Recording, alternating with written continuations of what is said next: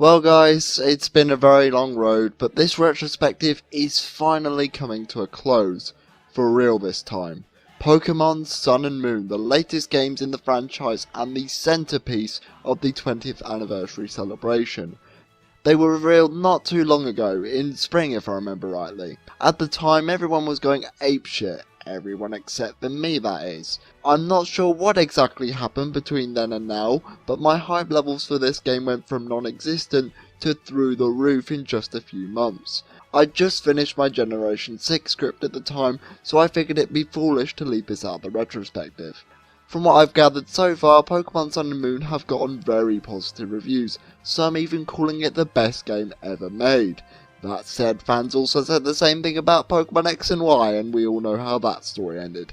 Time to jump back into the world of Pokemon one last time, or at least for now anyway, as we explore the brand new region of Alola.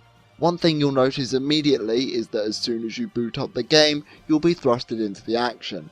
You'll be chatting to the professor of this region, Professor Kukui, who specialises in Pokemon moves. Trainer customization returns after being mysteriously absent from Omega Ruby Alpha Sapphire. Glad to have it back. After that, we then get shown a girl being chased by strangers in white uniform. We then get a 3-month time skip. Your character has just moved from the Kanto region to the Alola region to live with your cousin Professor Kukui. Not long after you finish packing, he takes you to meet the island Kahuna so you can get a Pokemon to call your own. You get sidetracked as you follow this mysterious girl from earlier. You go to save her Cosmog when the bridge collapses. You're then saved by the island guardian, Tapu Koko. The mysterious girl gives you a weird stone that she found lying on the ground. When you get back to Iki Town, the girl introduces herself as Lily, Professor Kukui's assistant. It's at this point where you meet the island Kahuna, who will give you one of 3 starter Pokemon. I love all the starters, however in each generation there was always one that I didn't like as much as the other 2. Gen 1 had Squirtle, Gen 2 had Totodile, Gen 3 had Trico, Gen 4 was Piplup, Gen 5 had Tepig, and finally Gen 6 had Chespin. Now when I first saw the starters in Gen 7 thanks to the reveal trailer, I honestly didn't like them that much. I don't know why, they just looked a little bit weird to me. Much like the game itself, however, as time went on, I grew to love these guys to the point where I now consider them to be the best set of starters we've ever had. Their typings are unique, their final design's fucking awesome, and to top it off, I had a hard time picking which one I wanted the most. That has never happened to me in a Pokemon game before in my 13 years of playing these games. So shall we go down the list? Rowlet's base form is a grass flying type, not a typing you see very often. The only Pokemon I remember having this typing are Jumpluff, Sky Shaman, and Tropius. When he evolves into Decidueye, he not only sports the most badass moveset I think I've ever seen from a starter, but his stats and move pool are a thing of beauty. You've got your essentials like nasty plot for raising offences or hard-hitting attacks such as Leaf Blade or Brave Bird, but you've also got his signature move, Spirit Shackle. Just the name alone has sold me on this move, but that's not even the best of it. 80 power, physical ghost type move, and even prevents the user from switching out. Plus, Decidueye also gets same type attack bonus thanks to having the ghost type upon evolving. On top of that, it's got some of the most impressive stats I think I've ever seen, being a fantastic mixed attacker with some really great special defense to back it up. Litten is up next, and if I've got to be honest, this guy has never really grabbed me, even beyond its initial reveal. Torracat and Incineroar on the other hand are where it's at. Like Decidueye, it's got some pretty good stats all round, however its main focus is physical attack. His signature move, Darkest Lariat, has 85 attack power, which may seem pretty standard, but as a compromise, the attack damage is not affected by any stat changes. I can certainly see this being a great move for competitive play. I was honestly surprised with this guy's typing. I thought it would be another firefighting type with the whole wrestling theme going on. Instead, he's actually a fire dark type, and as far as I'm aware, the last time we got a type like that was with Houndoom. Now on to my personal favourite of the bunch, the Poplio line. When it comes to picking a starter, I've always gravitated towards the fire or grass types. I've enjoyed water type starters in the past, in fact Oshawott, as you know, is one of my favourites, but none of them have captured my affection quite like Poplio. This is gonna sound really out of character for me, but look at this guy. How could you not say no to a face like that? It's fucking adorable. Well, I mean, Rowlet's cute too, for a little while. Stare at it for too long and it looks like it wants to kill me in my sleep. Popplio evolves into a water fairy type with Primarina. While this combination isn't all that original, if it can slay dragons then it's a-okay with me. It can learn some great moves too, including Psychic to deal with its weakness to poison types. Unfortunately, bias aside, its signature move, while it does pack a punch, has a very situational side effect. Sparkling Aria hits with 90 power, but it also heals the burn status. I can see this being useful in double battles, but on one-on-one it's kinda counterproductive. Finally, Primarina's stats are more special orientated in both attack power and walling capabilities. So to summarise, they're all fantastic and a pleasure to battle with. Best starters ever. Once you've chosen your starter, you'll be introduced to your rival. Who has the starter you're strong against? Okay, are you guys going out your way to make these games easier? His name is Hal, and just like Barry, he's super upbeat, cheerful, and really sees the fun in Pokemon battling. He might not be the most complex rival in the series, but that doesn't change the fact that he's a joy to travel with. Like I said countless times, I actually prefer it when your rival is a decent human being, and not just a massive shit stain. You go home to your mother where you're invited to a festival in Iki Town. In said festival you have a battle against Hal to please the island guardian Tapu Koko. You go back home to where Lily escorts you to the professor's lab. He gives both you and Hal the opportunity to take part in the island challenge. Okay, to slow down for just a tad, you'll notice that this game's opening is very slow compared to the other games.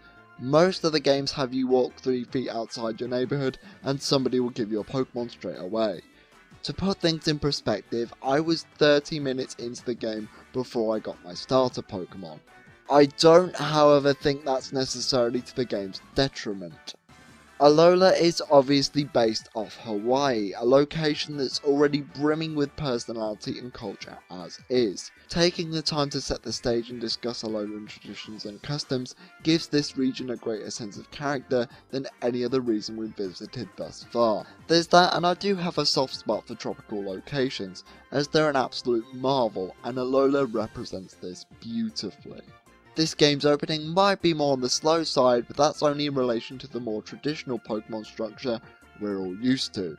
For those who are uninitiated, there are no gym badges in Pokemon Sun and Moon. Let me repeat that. There are no gym badges in Pokemon Sun and Moon. To be honest, I was strongly against this idea at first. A Pokemon game without gym badges? That's like having a Sonic game with no loops. Yeah, I can live without it, but it's just not the same. My opinions quickly changed after participating in the Island Challenge, however, as it made me realise just how bland the gym battles really are. The Island Challenge is a quest that trainers undergo to become closer with their Pokemon. Alola is not one gigantic interconnected region, rather it's made up of 4 islands: Mele Mele Island, Aquila Island, Ula Ula Island, and Pony Island. Each of these islands have a select amount of trial captains, who will test you and your Pokemon. Gym battle, right? Well, sometimes it's a battle, other times it's a humorous game of Spot the Difference, or a terrifying fishing trip. Not only are these trials more varied than just a simple gym battle, but they also help me to get to know the trial captains themselves. I'll be honest, I've never held the gym leaders in high regard. The only ones I liked were Lieutenant Surge because of his implied war history, and Claire because she takes losing worse than a 7-year-old. The only other gym leaders I really grew attached to were the ones in Gen 5 because they, and say it with me now, did something. If this series ever takes the time to flesh out the gym leaders, it's usually in the anime, and in that case, I'm too distracted by the glaring issues. There is of course the manga, but again I haven't read that. I always look forward to my next Island Challenge because I'm never quite sure what to expect, and for a 20-year-old franchise, that is one gigantic breath of fresh air. That said, however, I would like to see gyms return for future games. Keep the 8 gym badges, but make the process of getting them different each time. That way you keep it familiar while still providing some diversity. Don't misunderstand me, I absolutely love participating in the Island Challenge. I just feel that taking the setting into account, it wouldn't feel as natural anywhere outside of Alola. It's really hard to explain what makes Alola so great, but this is the first time I've been invested in a region in such a way. All I can say is play through it yourself and maybe you'll see what I mean. At the end of each island challenge, you'll face off with what is known as a totem Pokemon. Totem Pokemon are not only bigger than usual, but they're also surrounded by this coloured aura that buffs up their stats. This is probably where you'll be introduced to your first SOS encounter. When a Pokemon's HP gets below half, sometimes they'll call upon their fellow Pokemon to lend them a hand. Usually the Pokemon who appears will be the same species as the one who called it. There are, however, some SOS exclusive Pokemon. Take Marini for example. You have to fish for a Corsola and pray to God that it shows up. Apparently this has a 1% encounter rate, but I got mine on my first try, so yeah. You can use an adrenaline orb to speed up the process, however they can only be used once per battle. Also, can I just bring attention to Toxapex's Pokédex entry, more specifically the one in Sun version? It reads as follows: it crawls along the ocean floor with its 12 legs. While doing this, it also leaves trails of Corsola bits in its wake. That cry for help might as well have been a fucking death sentence. Either way, Corsola is thoroughly screwed. You know what, I'm surprised I never mentioned the Pokédex sooner, considering how whacked it can be. One more I'd like to share is Primeape's Sun entry. It states that it's been known to be so angry that it fucking dies as a result. I don't even know how to respond to that. When you defeat a totem Pokemon, you'll be given a Z Crystal. If you recall last time, I stated Mega Evolutions were broken as shit. They can only be used once per battle, sure, but that doesn't mean anything when they're a permanent stat boost, so long as the user doesn't faint. In addition, only a select few Pokemon could use the power of Mega Evolution, and those who didn't really need it in the first place. Pokemon Sun and Moon now has trainers use Z moves. Every type has a dedicated Z crystal such as Wartium or Electrium. These stones can be equipped to Pokemon so long as they have a move of that type. This alone eliminates one of the biggest problems I had with the Megas. Every Pokemon can use them, meaning that no one is at a disadvantage. Furthermore, much like Mega Evolutions, Z moves can only be used once per battle. Since they're only a brief surge in power, you're really going to have to think long and hard about when you use it in battle. There are also a few species exclusive Z moves. This can range from Snorlax pulverizing some pancakes to good grief, he's naked! The only downside to Z moves for me is their animations. They look fantastic the first time, the third time in one play session on the other hand, not so much. Megas are still in the game, however you only get them in the post game, and even then they're banned in tournaments, so I guess they realised their mistake. Once you've defeated all the trial captains, you have a chance to challenge the Island Kahuna in what is known as the Grand Trial. After you win, you travel to the next island in search of new adventures. Every region has a crime organisation, and Alola has Team Skull, the biggest bunch of tryhards I think I've ever seen, and that's saying a lot considering I'm a college student. Your first encounter with them is so fucking funny to the point where I'm not even going to spoil it for you. It is one of the only times where a Pokemon game has made me laugh out loud, so I applaud these guys on that alone. Also, quick question, does their encounter theme remind anyone of Jet Set Radio? Because I swear that was the first thing I thought about when I heard it in the trailer. Their ultimate goal is to steal and abuse Pokemon for their own personal gain, which is pretty standard honestly. If it was anything but that, I wouldn't be able to take them seriously anyway, so in this case I'm not complaining. I will admit that even though Team Skull are complete pushovers, their base of operations in Po Town is the definition of mood whiplash. I'm not fucking joking, this place actually horrified me when I first saw it. My first thought when I saw it was, just what the hell happened here? The roads had been vandalised, the cars knocked over and completely destroyed. This really did catch me off guard, considering that up until now, this game has been nothing but sunshine and rainbows. People got kicked out of their hometown just because of these clowns. Then, as I approach the rundown mansion, I get startled by the music, and the constant storm didn't help. Last time I was this unsettled by a Pokemon game was the old Chateau in Platinum. Then there's their leader Guzma, who's probably the most tragic character in all of Pokemon. He may seem like your typical brute, but on the inside he's been through a lot of shit.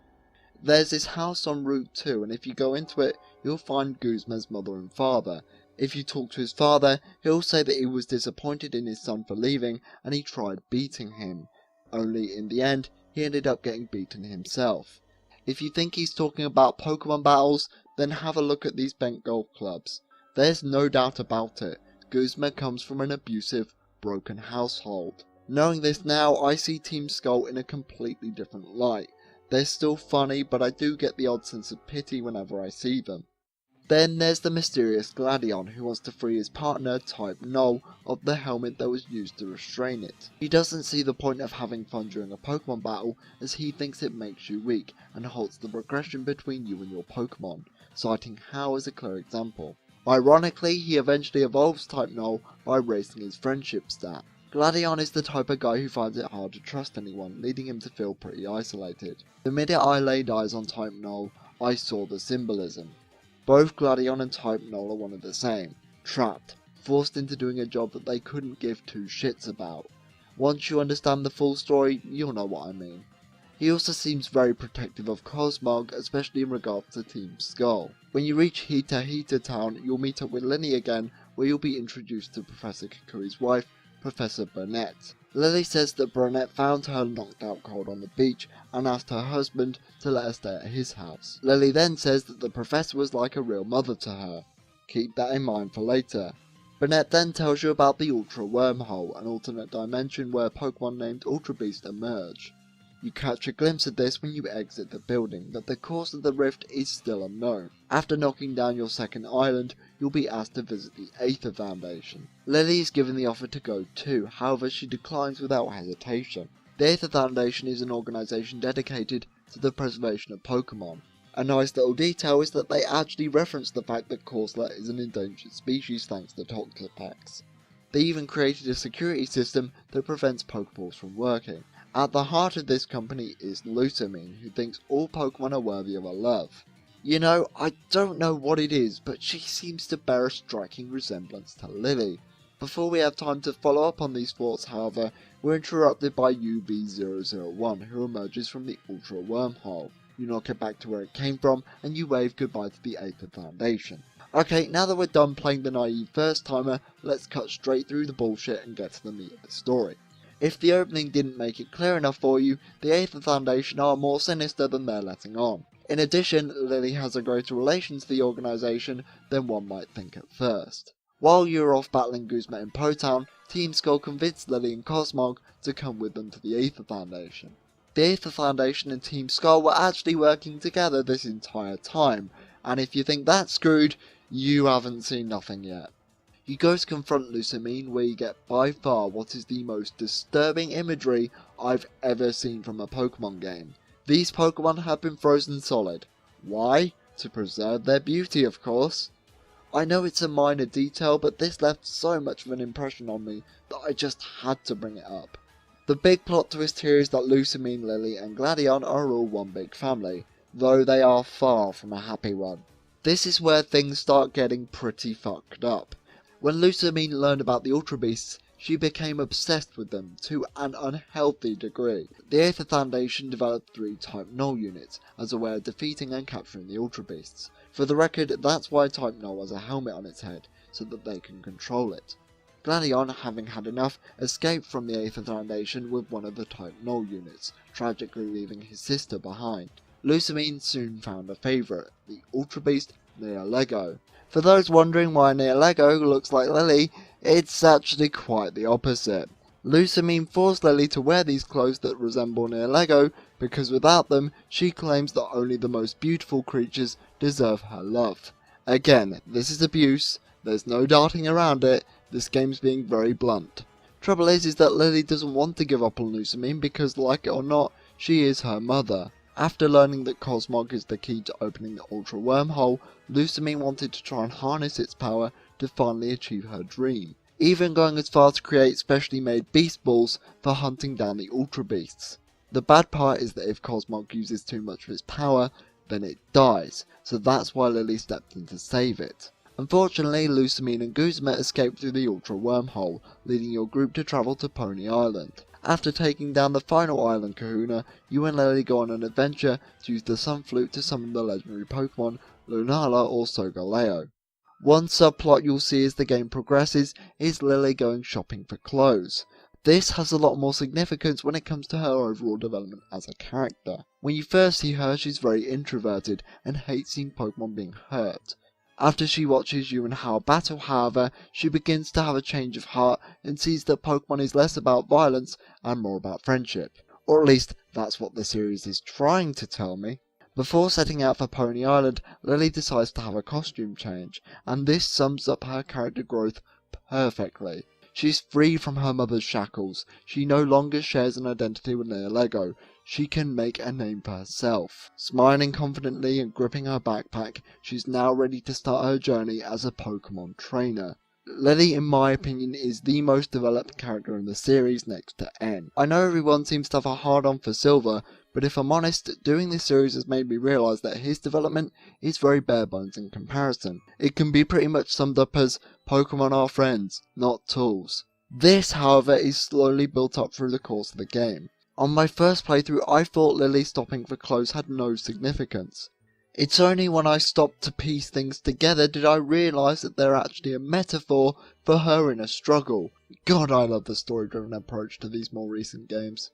Using the power of the Sun and Moon flute, Cosmog evolves once again, this time into the legendary Pokemon Solgaleo in Sun and Lunala in Moon. The legendary Pokemon assists you in getting through the Ultra Wormhole. There you finally confront Lusamine one last time. Angry for disturbing her paradise, Lusamine will merge with Lego to defeat you. Are we even in the same series anymore? Take note of her team: Clefable, Milotic, Beware, Lilligant, and for some reason Mismagius.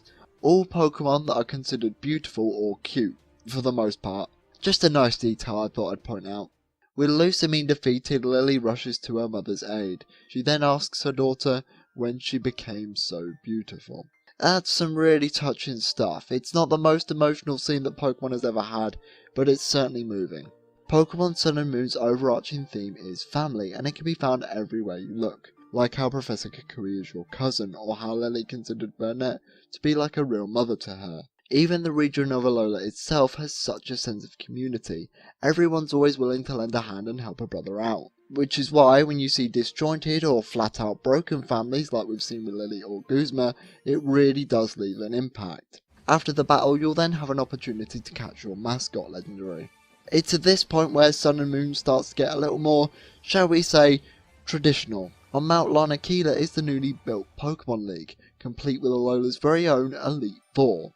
At the end of the challenge, you battle Professor Kukui with the best piece of music I've ever heard in the history of Pokemon. As soon as the opening riff of the main theme kicked in, my jaw hit the floor. The only other time that's happened to me in a video game is when I landed on Gusty Garden Galaxy for the first time. With Kukui defeated, you can now take the title of the first Alolan champion. You head back to Iki Town to celebrate your victory with all the friends you came across on your journey. Before you can relax, however, there's still one more thing you need to do. Challenge the legendary Island Guardian, Tapu Koko, who just looks badass, might I add. We then get a time skip. Hal rushes in to tell you that Lily is about to leave for the Kanto region. You see, when you defeated Lusamine earlier, she was freed of Neolego's grasp at the cost of being poisoned. As such, Lily is going to the Kanto region not only to find a cure for her mother, but also to start a Pokemon journey of her own. This, I feel, was a very solid and well-built story. The overall pace of the game does suffer a bit for that, but I think it's worth it. Part of me still thinks that Gen 5 had the better story by a tiny percentage. Evaluating the ethics of your own franchise is not an easy thing to do, so I think it deserves a lot of respect. Don't take that as me saying that this story is inferior in comparison, because I assure you, this is one of the best stories the series has ever told. It's clear right from the word go that Game Freak put a lot of thought into how they were going to introduce the world and its characters. The fact that the first 30 minutes is nothing but story says that much. I also like the addition of time skips, reminds me of Pokemon Mystery Dungeon. I think the best thing though is that unlike Black and White, I didn't catch all the subtleties on my first time through. I've had so much fun writing this part of the script because my mind is constantly connecting the dots. That's a sign of good writing, and these are the games I had the most fun reviewing. Well done, Game Freak, keep that up for future games. Now on to the gameplay. There's so much to go over here I don't even know where to start. Let's start with the Pokemon. Please keep in mind that since this is a new generation and I set myself a Christmas deadline, I haven't had the time to train every new Pokemon introduced in this game. That said, however, I've trained a good portion of them to know that this is once again a fantastic roster. Pokemon Sun and Moon gives us 81 new Pokemon, bringing the total head count up to 802. Like X and Y, the Pokédex might seem a bit on the small side, but like that game, I haven't had a single bad experience with an Alolan Pokemon. Salazzle might be a pain in the ass to evolve, since finding a female Salandit can be very time consuming, but I assure you once you do find one, you won't regret it. Fire Poison is an odd combination that works rather well, especially when you teach it Nasty Plot. In addition, it has the exciting effect of corrosion that poisons the target regardless of if their type is steel or poison. Great stuff. Vikavolt is probably one of the coolest looking Pokemon I think I've ever seen. As soon as I saw it, I said out loud to myself, I've got to have that one. A downside to Vikavolt is that it doesn't have the best speed stat.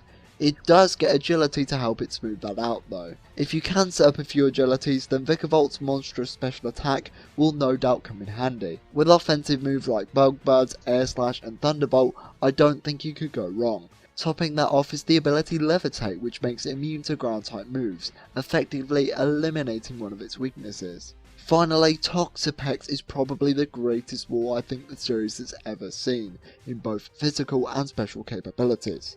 This is a Pokemon that is built for competitive play. You won't be getting up close and personal with Toxapex, or at least not that often. Your main way of damaging your opponent with this Pokemon is through various trap moves. Toxapex not only learns Toxic and Toxic Spikes through level up, two excellent competitive moves, but also a move known as Baneful Bunker. Baneful Bunker is kinda like Chestnut's Spiky Shield, in that it's basically Protect, but with an added effect. In this case, it poisons the opponent if they make contact with the target. I've heard horror stories of this thing tearing up the competitive scene, and after using one myself, I can definitely see why. It even has fucking recover, as if it wasn't already a bitch to take out. The fact that there are so many Pokemon that I wanted to use for my team but couldn't is a testament to just how good Alolan Pokemon really are. On top of all the new Pokemon, we also get special Alolan variants of Generation 1 Pokemon. Unlike Mega Evolutions before them, I actually feel more comfortable in calling these new Pokemon. They're still an attempt at fan service, but they have a lot more thought put into them than just adding 100 to its base stat total and calling it a day. Not only do their designs change, but so do their types and the moves they can learn. Alolan Raichu, for example, is an electric psychic type. Two of my favourite types rolled into one? Yes please. Others, like Alolan Golem, are now more usable than they were before. While Alolan Golem still has a lot of weaknesses, it loses its two 4x weaknesses to grass and water. This is thanks to its new electric typing. This also means that it has moves such as Thunder Punch to deal with water type Pokemon. Unfortunately, this new type also gives him a 4x weakness to ground. You win some, you lose some. Still a hell of a lot better than before.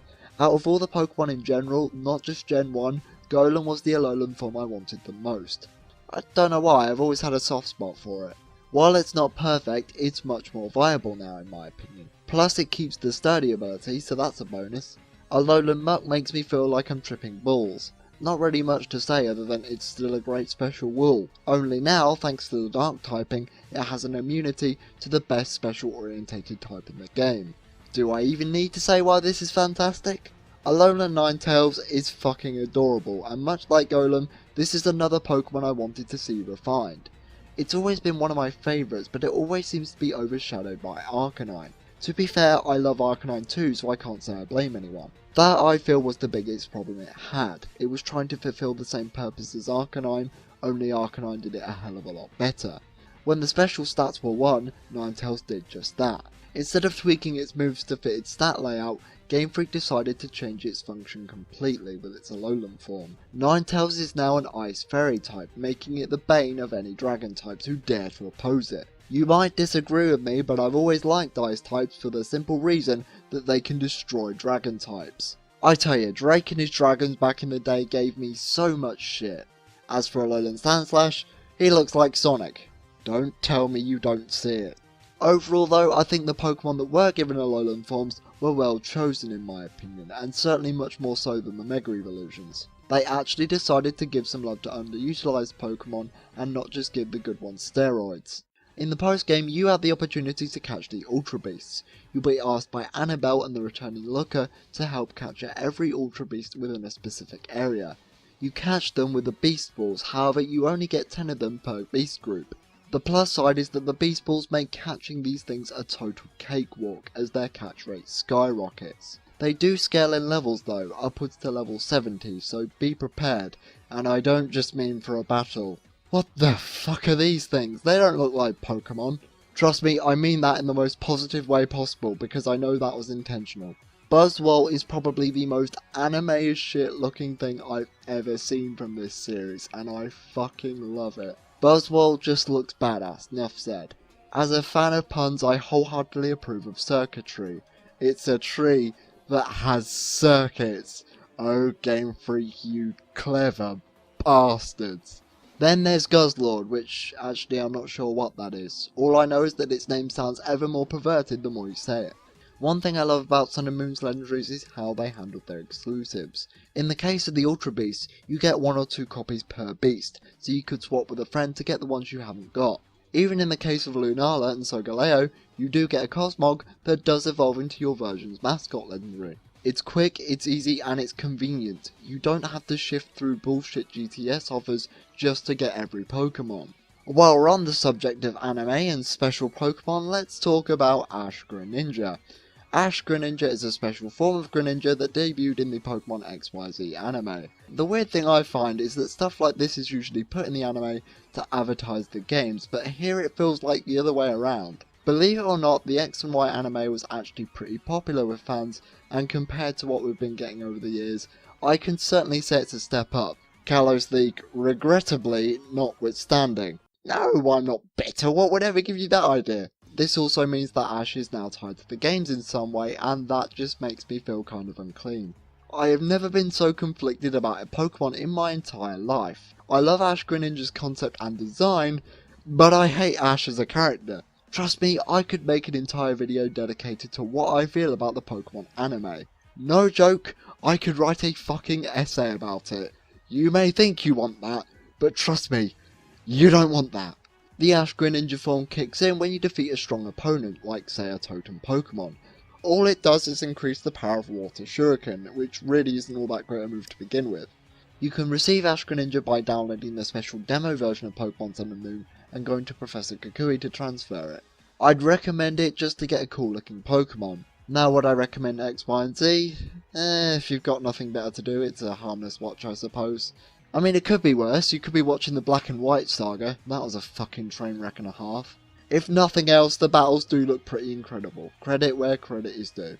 Also from the XYZ anime is the perfect Zygarde form. You see, the Zygarde you caught in X and Y was only its 50% form. By collecting all 100 Zygarde cells, you can construct Zygarde's 10%, 50% and finally perfect form. At the time of writing I haven't done this yet because these fucking things are everywhere. I could walk slowly through a guide, but that's boring as shit and above all time consuming. The problem with this side quest is that there's really no way to keep track of how many you found in a given area. In addition, the game doesn't map out exactly where the cells are or how many there are in a given area, and it does not mark the ones you've already collected. I'll get around to it eventually, but I recommend you collect 50 of them and just use your Zygarde from X and Y. Throughout the years we've had many variations on Pokemon battling, and Pokemon Sun and Moon decides to throw its hat into the ring with Battle Royales. See what I did there? This is essentially one giant 4-player free-for-all. After all the battle points have been calculated, the winner is decided. You score a point for each Pokemon you knock out, simple as. Hyper Training is a quick and easy way to maximise your Pokemon's EVs without having to go through the tedious process of doing it yourself. All you need to do is train your Pokemon to level 100 and have a fresh collection of bottle caps. That makes more sense in context. Pokemon and Me has been brought back and refined, however this time it goes under the name of Pokemon Refresh.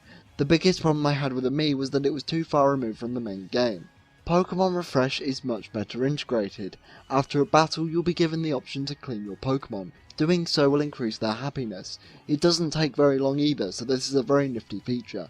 Using Refresh can even cure status conditions like poison or paralysis. I've had so many times where I'm halfway through a dungeon without a single healing item to spare, so this is much appreciated. Instead of Pokepuffs, you have these beans, which you can obtain through the Pokepelago.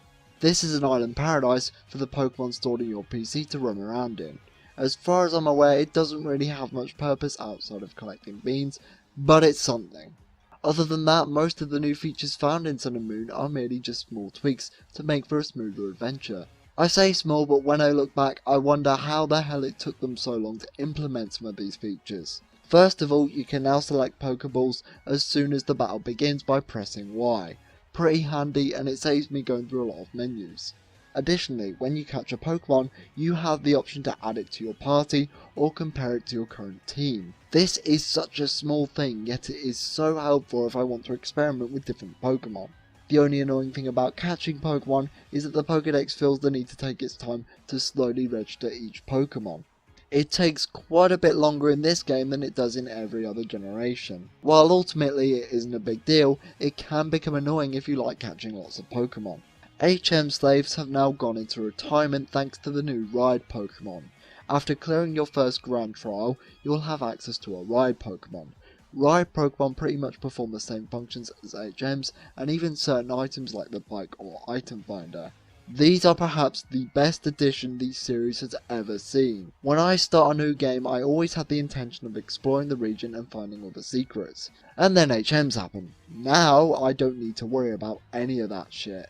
Game Freak, for the love of God, do not change this for the next game.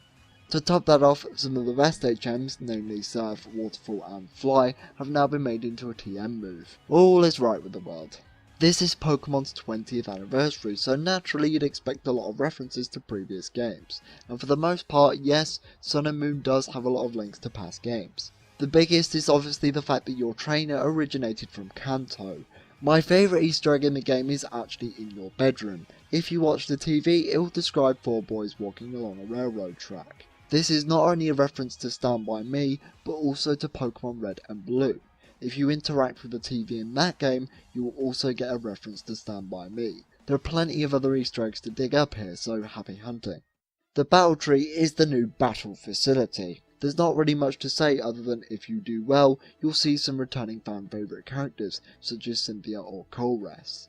At the end of the challenge, however, lies the 2 best trainers the series has ever seen. I'm of course talking about Pokemon Trainers Red and Blue. That remix, man, it's so good. Despite this though, I'm honestly a little bit disappointed with the Battle Tree. I like seeing all these familiar faces again, but compared to the PWT in Gen 5, this just feels slightly underwhelming. Pokemon Sun and Moon soundtrack is some really great stuff. The opening theme sets the stage rather well and has a certain level of epicness to it, and the Champion theme is now one of my favourite video game songs of all time. I also have a soft spot for the Iki Town Festival music, which also combines bits and pieces from the main theme. Not my favourite soundtrack, but it certainly is a great one. As for the graphics, they are fantastic. In X and Y, every character had sort of a chibi feel to them. While I did think that art style suited the series rather well, there's no getting around the fact that this looks a hell of a lot better. Though I do wish my character would have more than one facial expression. There could be something really serious going on in the background, and there I am with my shit-eating haters gonna hate look. Indeed, Pokemon Sun and Moon is a visual marvel, perhaps too much so. Sun and Moon are prone to slow down. On new 3DS models, it's not so bad. On old 3DS models, dear God. To be fair, this only happens in double battles or if you're going up against a totem Pokemon. Sun and Moon is clearly built with a new 3DS in mind, so if you're thinking about playing this game, consider getting an upgrade. Overall, Pokemon Sun and Moon is everything I hoped it would be and more. If you're a long time fan, you've most likely gotten it at this point. If you haven't played since Gen 1 or at all, I'm sure you won't be disappointed by giving this game a shot. If there's one series that I recommend you try at least once during your life, it's gotta be Pokemon. It has been a very long road, but this retrospective is finally at an end. I've had this project planned out for about a year, and now that it's finished, I can safely say that I am so proud of my videos. I wanted this review series to be the ultimate tribute to the franchise that has been with me through the happiest and roughest parts of my life. When I see people completely shit on games past Gen 2, I can't help but feel a little bit disheartened. All of these games are worth your time, and I've never had a bad experience with a main series Pokemon game. The games always have great Pokemon designs, the soundtracks are brilliant, and the amount of possibilities for a single playthrough are never ending. I had to step in and say something, to defend games like Gens 3, 4 and 5, to show people that Pokemon is not only still great, but has never stopped being great. Rag on the designs of the later games all you want, but deep down you know that every generation has its ups and downs. I know these reviews have been rather large, but there's a reason for that. These are not games you can cover in 10 minutes, let alone 20 in some cases. I wanted to dissect everything to show just how much effort goes into these games. I have so many memories when it comes to Pokemon. I remember playing Pokemon Ruby for the first time with my brother Zartu. I remember getting both Fire Red and Leaf Green for Christmas and naming my Pokemon after Sonic characters. I remember getting together with family and just hanging around in the underground in Gen 4. I remember having the first Pokemon movie in VHS and watching the shit out of it with my brother. I remember getting the third Pokemon movie for my following birthday and watching the shit out of that too. I remember watching a hell of a lot more of the anime through Johto reruns, the Advance and the Diamond and Pearl series. Heck, even when I was recovering from major surgery a few years back, I was watching countless episodes of the X and Y anime. I remember buying a GameCube just to play Pokemon XD and Colosseum and capturing all those Pokemon I saw in the Johto anime. I remember reading countless magazine articles and watching Japanese footage with my friend, waiting anxiously for the release of Heart Gold and Soul Silver.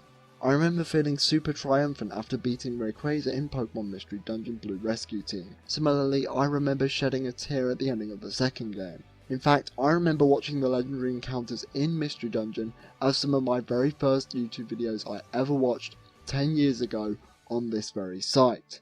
I remember buying a DS to play Pokemon Ranger and getting super pissed off at that Charizard battle.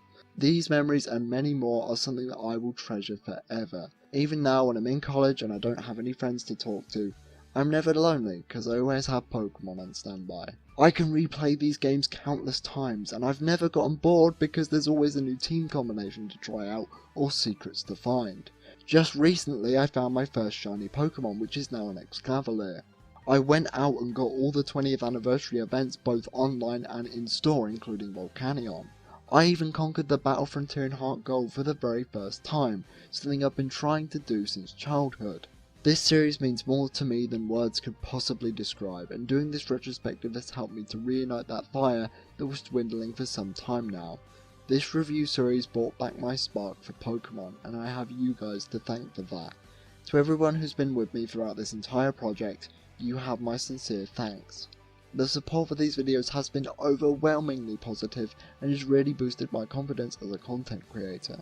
The best part is that there's still so much Pokemon to cover.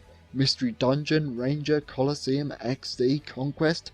Who knows, I might even make a video on the Pokemon anime if you guys really want it. I'm sure you'll at least see some of those in 2017. Happy 20th birthday Pokemon, I hope you continue to make the childhoods of kids everywhere as you did with me. I think it's safe to say that as of 2016, we all live in a Pokemon world. Ladies and gentlemen, have a very Merry Christmas, Happy Holiday, and a fantastic New Year. Thank you for watching the Pokemon retrospective, and remember to train on.